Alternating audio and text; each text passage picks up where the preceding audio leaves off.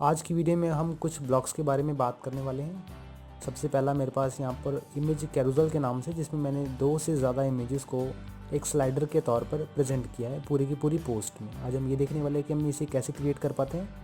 And इसके बाद मेरे पास ये इमेज गैलरी है कि मैं किसी इमेज पर क्लिक करूँ, मेरे पास वो इमेज स्क्रीन पर सामने विजिबल होनी शुरू हो जाए। एंड सबसे लास्ट में एक यूट्यूब गैलरी कि आप किस तरह से यूट्यूब की वीडियोज़ को अपने पोस्ट में एम्बेड कर सकते हैं। इसके लिए मैं पुरानी पोस्ट को चूज़ करना चाहूँगा। मैं इसे लीव करता हूँ।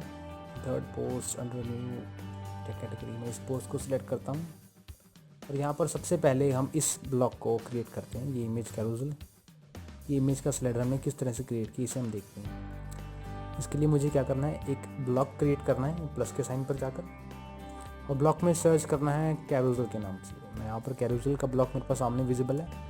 मैं इसे सेलेक्ट करके मीडिया लाइब्रेरी में जाता हूँ और इन तीनों आइटम्स को सिलेक्ट कर लेता हूँ। Create new gallery, insert gallery. ध्यान रहे आपकी तीनों इमेजेस एक ही साइज़ की होनी चाहिए, अदरवाइज़ ये रिस्पॉन्सिवनेस पे इफेक्ट डाल सकता है। मैं जैसे ही इसे अपडेट करके व्यू करता हूँ, राइट क्लिक करके न्यू टैब में व्यू करता हूँ, तो मेरे पास जो इमेज कैरोसेल है वो कुछ इस तरह से दिखना शुरू होगा। अब इसमें बाकी की प्रॉपर्टीज़ को आप ब्लॉक सेक्शन में कैरोसेल सेटिंग्स में एक्स्ट्रा लार्ज करके चेकआउट कर सकते हैं। हाइट एंड पिक्सल्स, इनकी हाइट्स को भी क्रिएट कर सकते हैं।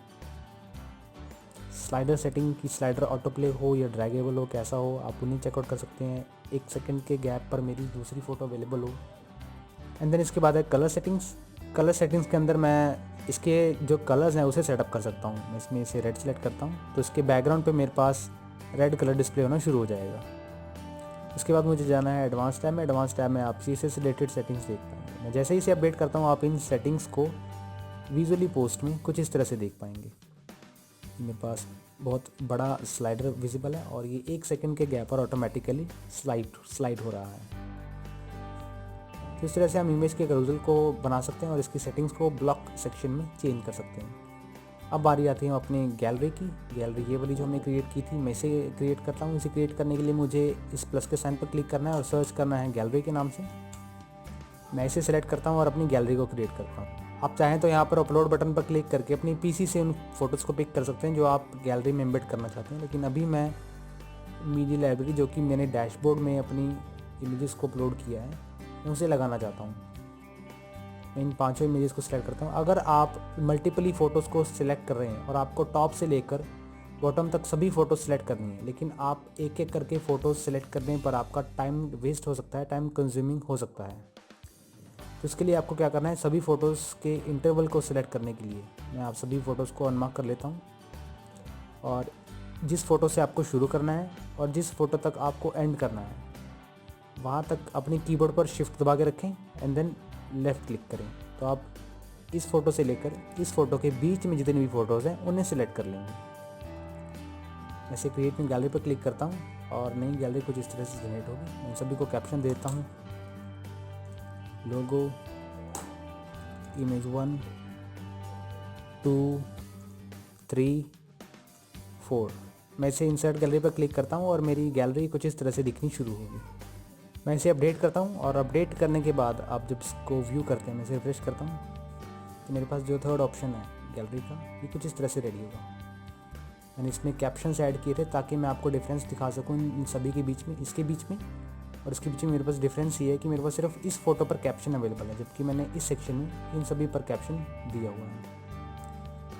अब मैं चाहता हूँ कि मैं इस फोटो पर क्लिक करूँ और मेरे सामने फ़ोटो विजिबल होनी शुरू हो जाए। तो उसके लिए मुझे क्या करना है, ब्लॉक सेक्शन में जाना है मुझे, link to media file. Update करने पर मैं इसे रिफ़्रेश करूँगा और जब इन गैलरीज में से मैं किसी एक फ़ोटो पर क्लिक करता हूँ तो मुझे फ़ोटो कुछ इस तरह से विजिबल होनी शुरू होगी। तो इसी तरह से हमारा ये ब्लॉक भी रेडी है। इस ब्लॉक के रेडी करने के बाद अब हम चलते हैं यूट्यूब में। अगर कोई वीडियो एम्बेड करनी है यूट्यूब की तो उसे किस तरह से कर पाएंगे। मैं इस यूट्यूब की वीडियो को कॉपी कर लेता हूँ, कॉपी वीडियो यूआरएल। पोस्ट में जाकर यूट्यूब की वीडियो ऐड करने के लिए आपको प्लस साइन पर क्लिक करना है। सबसे लास्ट के टैब में एम्बेड्स, लास्ट सेकंड टैब मेरे पास यहाँ पर एम्बेड्स को ओपन करना है एंड यूट्यूब पर सिलेक्ट करना है। यूट्यूब ब्लॉक सेलेक्ट करने के बाद आपको यहाँ पर वो यूआरएल पेस्ट करना है। आपको यहाँ पर वो यूआरएल पेस्ट करना है जो आपकी वीडियो का यूआरएल है। यहाँ पर पेस्ट करके सिंपली एम्बेड करता हूँ तो मेरी जो वीडियो है वो कुछ इस तरह से दिखनी शुरू हो जाएगी। अपडेट करने पर जब मैं इसे रिफ़्रेश करता हूँ तो मेरे पास ये तीनों ब्लॉक्स एकदम तैयार मिलते हैं। सबसे पहला कैरोसेल का, दूसरा गैलरी का and the third one is the YouTube gallery. तो कुछ इस तरह से आप ब्लॉग्स को क्रिएट कर सकते हैं। किसी भी तरह की ब्लॉग रिलेटेड ट्रेनिंग के लिए आप हमसे कंसल्ट कर सकते हैं। इसके लिए सिंपली आप इस नंबर पर कॉल करके